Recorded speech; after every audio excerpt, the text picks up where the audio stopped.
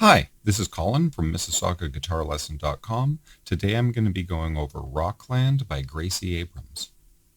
It's a pretty tricky song, and it's hard to say exactly how she does it because she never seems to perform it live the way that she does on the recording, so it's pretty much open for interpretation. I think this is a little bit more accurate than some of the versions I've seen online, but I guess that's just a matter of opinion. The way that I play the song is done in standard tuning with a capo on the 3rd fret. The first chord that we're going to be holding is essentially a C chord, just played up 2 frets higher than you normally would, so you're in the 3rd, 4th, and 5th frets, and then adding in the pinky finger to the 5th fret of the 1st string.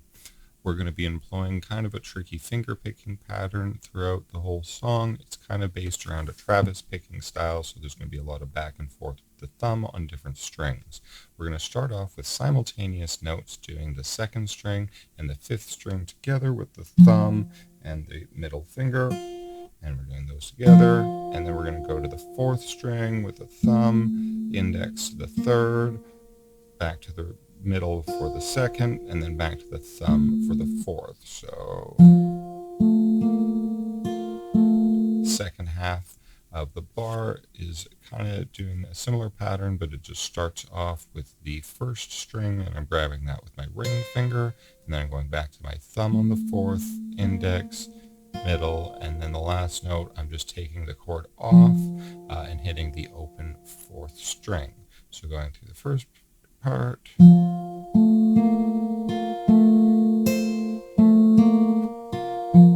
then just notice the lilt and the rhythm there. We got this bump, bump, bump, bump, bump, bump, bump, bump, bump, bump.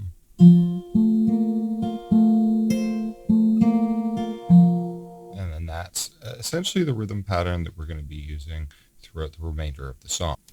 So for the most part, it just comes down to keeping going with that rhythm and then switching it to different chords as we go through it. So the next chord, if we're taking it from the 1st chord, we're taking that C-ish shape, we're lifting off just our 2nd and 3rd fingers so that all you're left with is just, I guess, a power chord on the first 2 strings, but then opens below it, and then we're just trying to do the same essential finger picking pattern.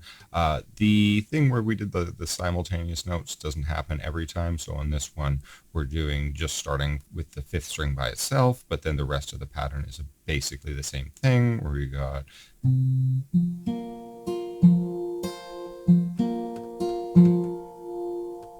again, feeling that lilt in the rhythm, so you've got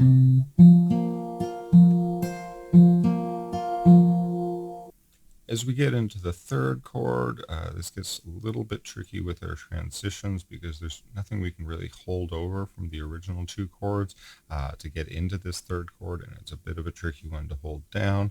What we're starting with is we're essentially doing kind of like a minor bar chord shape off of the B on the 2nd fret, but we're lifting off our pinky and then keeping the 3rd string open. So you got the 2nd fret of the 5th string, the 4th fret of the 4th string, the open 3rd string, and then the middle on the 3rd fret of the 2nd string. And then again, we're doing that same rhythm that we're doing throughout.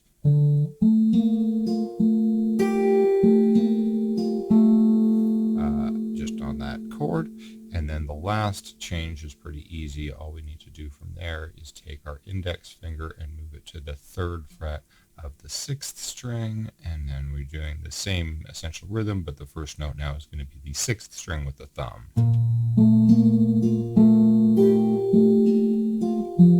And then I'm just lifting off the chord at the end because, again, it's going to be a tricky transition getting back to the 1st chord, so we just want to give ourselves that one open so that we can get our fingers back to the beginning again.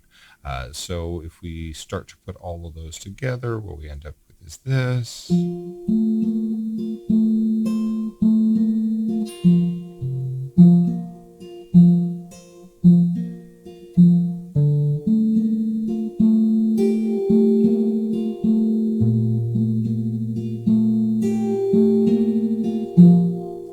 Starts again. So understand that a lot of those chord changes are pretty tough to do, especially because we just need to make some jumps into some wildly different chords with little to no time to get there. There's a couple things that kind of make that especially rough. Like I was saying, when we're doing that first chord to the second, that's easy, but getting from this shape to this shape without having any holdover fingers can be a tough thing to do. It would be easier if we had our fingers already closer to that shape when we're starting it, which we can almost do.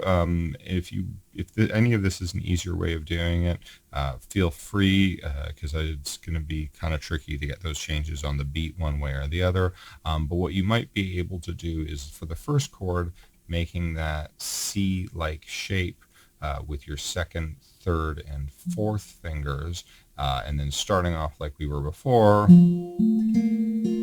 And then when we need that high note, just moving the pinky over to it. So you got...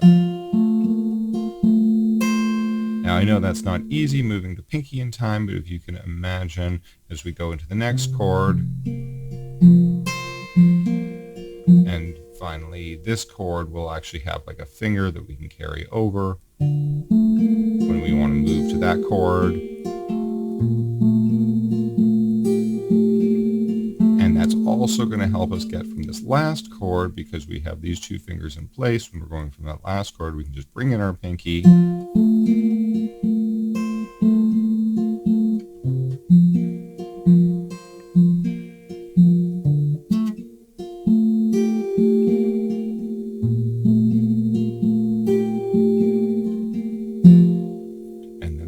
Might make for a smoother transition. Another thing you could maybe think about doing is if we do keep our fingers in that shape, that first note that we're doing is a D in respect to the capo, which is the same as your open fourth string. So instead of hitting that note first, you could just do your open fourth string first. And then that would be another way that will basically sound the same, but will allow us to be in this fingering position when we go to the rest, and then we can keep that finger down.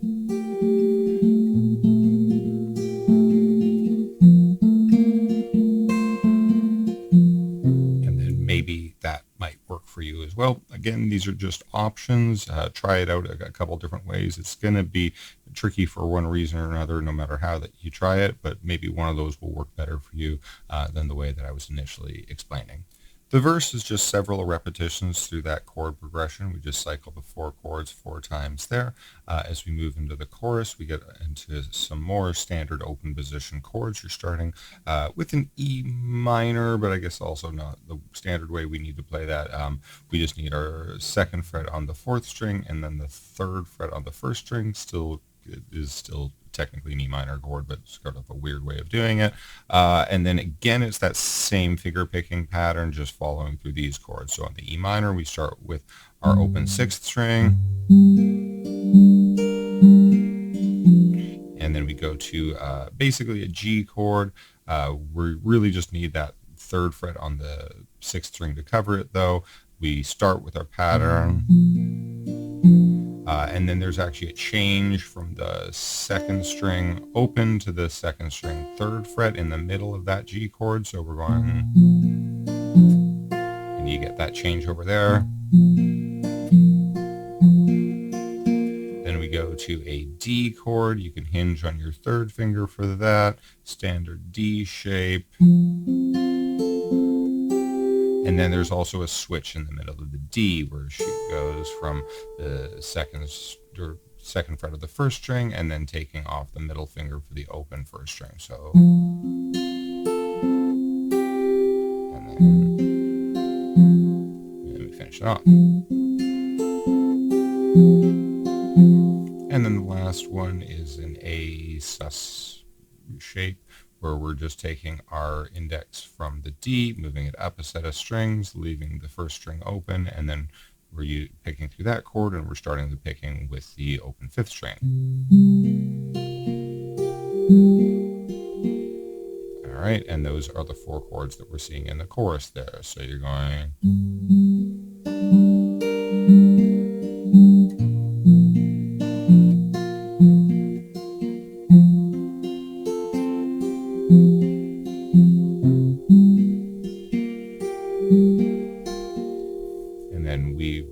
around again to make the chorus. The first time through, we play a little bit more on the A7. The second time through, we just hit the high note of the A7 and let that ring out, and do a little hold of it to get back to the other parts of the A7 the second time.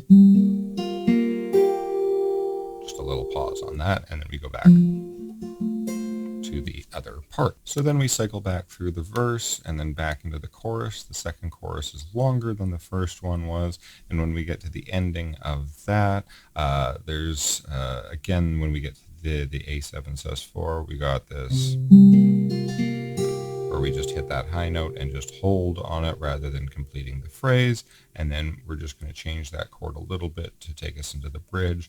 And what I'm doing here is I'm just going from the A sus4 where we got our middle finger on the second string, and then I'm just sliding that back to the second fret on that second string. So I'm going to this, and so I'm doing 1 on the third fret, and then 1 on the second fret.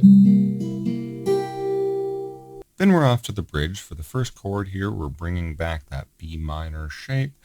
We're doing the finger picking in this similar to the ends of those choruses where we just do the half bars and then pause on the high note. So a little less busy in this part. So we're going with the B minor. Then we're bringing back that C-shaped D chord. With this one, it doesn't use the first string, so we can easily just move from that B minor chord by adding our pinky finger to the 5th fret of the 5th string and then doing that picking pattern off that. The next chord is the A7 sus4, so again with our index on the 2nd fret of the 4th string and our middle finger on the 3rd fret of the 2nd string, and then do the pattern once there. And then just like the ends of that last chorus, we just slide back our middle finger to the 2nd fret. And then those are the 4 chords of that. So we're doing the B to the D to the A4 to the A7. And then that's going to cycle through 3 times. On the very last one, instead of the B, there's an E.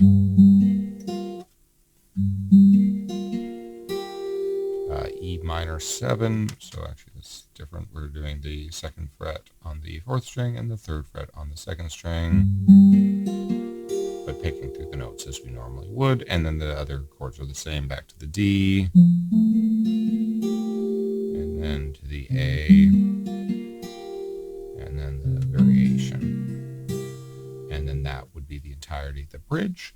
After we've gone through that last ending, then she brings back the verse chord progression, the 4 chords of the verse, just 1 time around, and then it's back over to the chorus, but there are several more repetitions of that than there was the first time, but then it just ends on that A thing, and that's your whole song. If you enjoyed this video, please like or subscribe or leave a comment below. If you'd be interested in taking lessons with me, I am available for one-on-one online classes over a Skype or Zoom call. You can get in touch with me by visiting my website listed in the description below. Take care.